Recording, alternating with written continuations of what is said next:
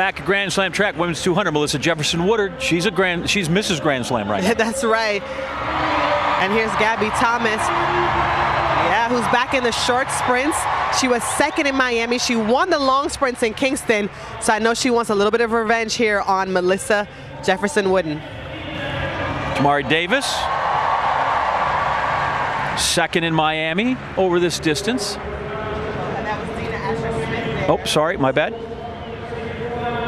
There's Tamari Davis.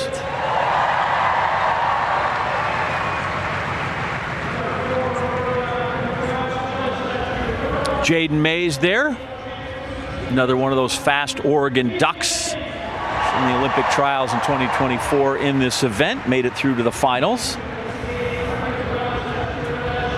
Selma Davies. She'll get a hometown welcome.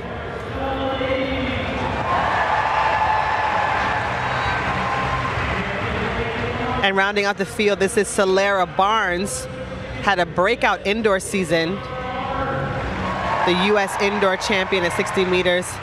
It's another great field, and after what Kenny Bonari just did, I'm sure they're inspired to run really well in front of a great crowd. Hello my favorite people, welcome back to my YouTube channel, and please don't forget to subscribe if it is your first time here with me. And to my subscribers, thank you so much for your support and continue doing so. So in today's episode, we are going to witness one race, one finish, and one result that left the entire athletics world speechless. Of course, we are talking about Gabby Thomas, who was determined to defend her status, but what unfolded became one of the most thrilling chapters in women's sprinting history. Stay with us till the end, because this race will show you why this rivalry may never be forgotten.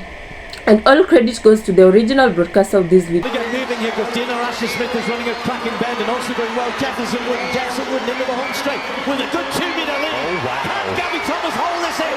She's got work to do. Hold of Jefferson Woodard. Can she get there? But she's got 21.99. Well. Oh, wow. She doesn't even want to look at Gabby's own to go, sorry. Sorry. Look at Gabby's face. Oh. You gotta remember, Melissa is actually the first leg on the relay team. She is a turn runner. This is a turn favorite track. This is, like you said, it's a different 200 meters here. Wide turn. You only, once you straighten up in the home straight, you've only got about 75 meters left. Yes. And I know that's what Melissa was thinking when she got on that straightaway. This straightaway short, I'm winning. I don't got to hold on for that much longer this time. And she held on. So that's not only a personal best, again, another record for this track in the stadium. Wow. In the rain.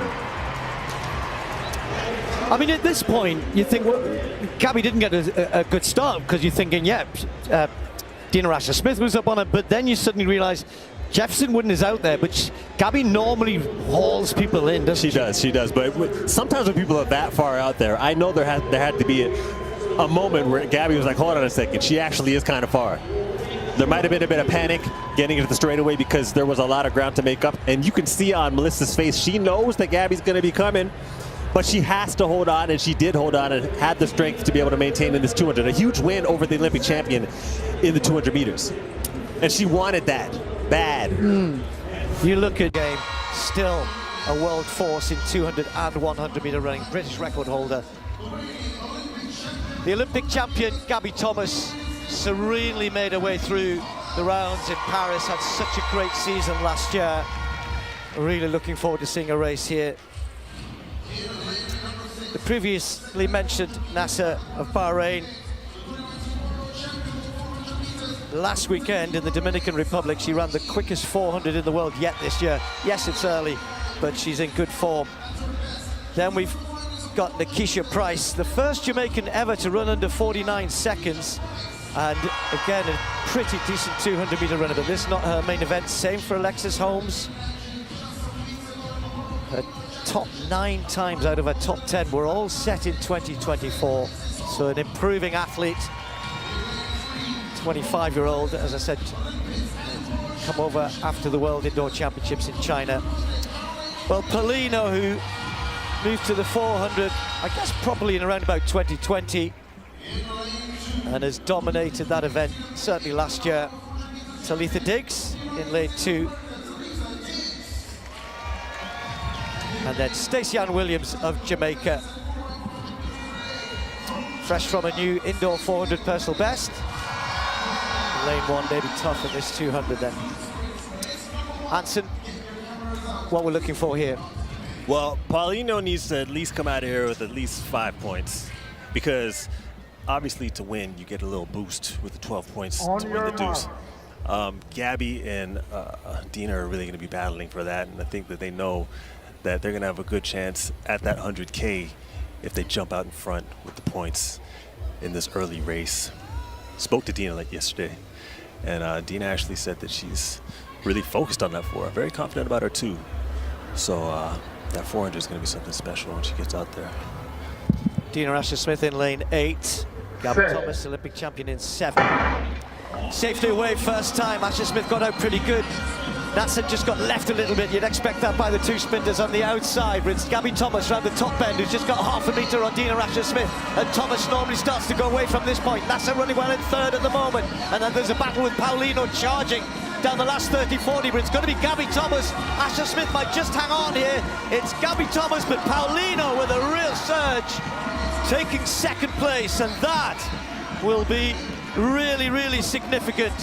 We expected Gabby Thomas to come away with a win, 22.62 in these conditions. That's pretty swift, that's pretty good. But Paulino, that is significant. You get 12 points for winning, you get 8 points for 2nd. But when we cast this forward to the 400 tomorrow and the possible result there, let's say the possible result, that is significant for Paulino. Nah, it's absolutely significant because she's obviously going to do her thing in the 4. For her to come 2nd, I didn't expect that, man. Gabby getting 1st place obviously makes sense. She's the Olympic champion, but for Paulino to come out of there with those extra points, she's going to end up having a good chance at that 100K. Dina always runs a pretty good turn, transition in the home straight here. Gabby Thomas just moved away, just got that gap, and it looked as though Dina was rallying again here. You know what, Gabby ran a much better turn than I expected. She's tall. You don't expect the taller sprinters to have such a good turn, but she's efficient. And once she gets on the straightaway and lets those limbs go, I mean, she's really, really hard to beat. I expected it to be a lot tighter with her, Dina. Welcome back once again, and if you are passionate about breathtaking battles, you are at the right place, and please don't forget to subscribe. So just when fans believed Gabby Thomas had the women's 200 meter under control, Melissa Jefferson exploded onto the scene, stunning the athletics world with performances that few saw coming. Meanwhile, Jamaica refused to surrender its sprinting crown, setting the stage for an unforgettable showdown between 2 sprinting superpowers. Who really ruled the track, and which performances will be remembered for generations? Let's relive one of the greatest women's sprint rivalries ever witnessed. In today's story, takes us through one of the most exciting chapters in women's sprinting history, where every race delivered drama, unexpected twists, and elite performances. From Gabby Thomas' championship pedigree to Melissa Jefferson's remarkable rise and Jamaica's relentless pursuit of sprint dominance, this rivalry had everything a track fan could ask for. Before we get started, be sure to like this video, subscribe to the channel, and turn on notifications so you never miss out latest athletic stories. So first of all, women's sprinting entered a new era as fresh stars emerged to challenge the established order.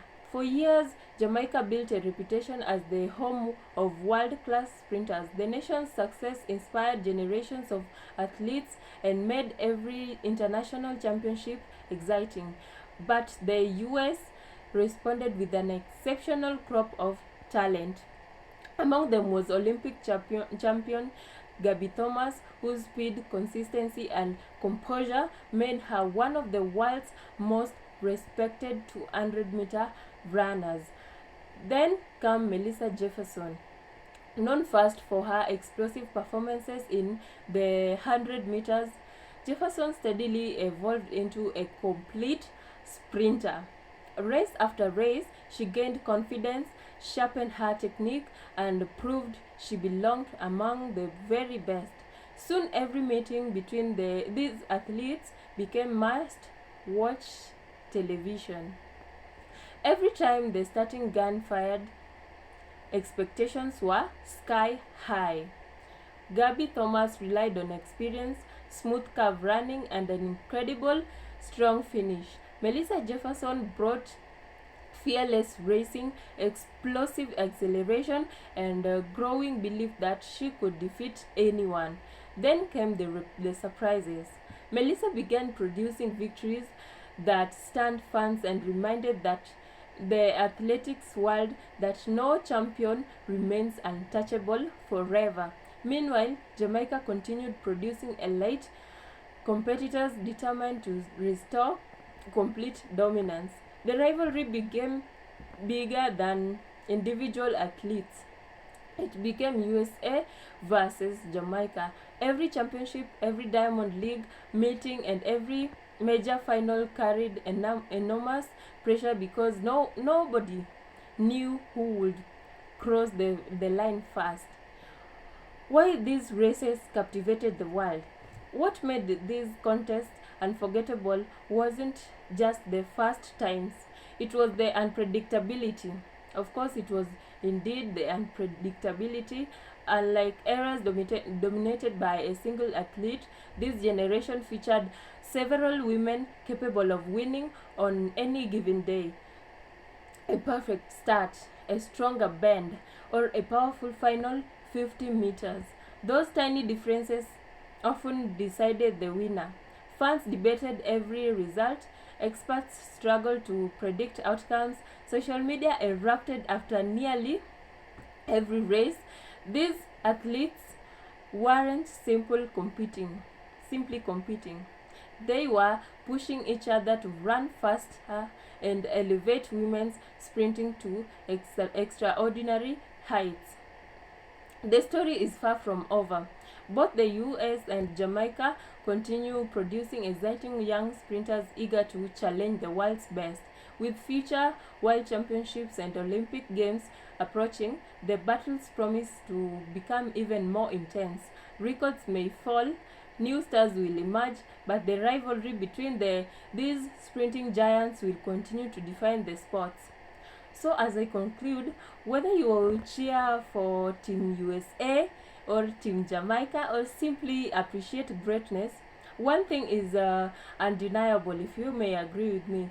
This rivalry has produced some of the most memorable races in athletics history. Now it's your turn as a very good supporter. Who do you believe has been the most impressive women's 200-meter sprinter of this generation? Share your thoughts in the comments below, and if you enjoyed this video, don't forget to like, subscribe, and turn on notification for more athletics stories, since I really need your support because I started this channel recently. And please don't forget to subscribe, and thank you so much for watching. And let me remind you something. These athletes weren't simply competing. They were pushing each other to run faster and elevate women's sprinting to extraordinary heights.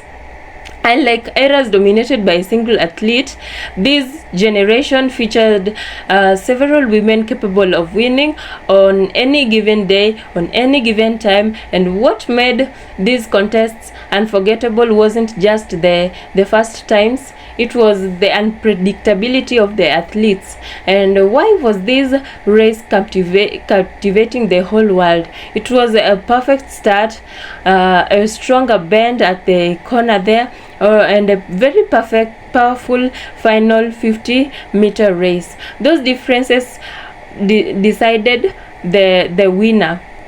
Fans decided to debate every result.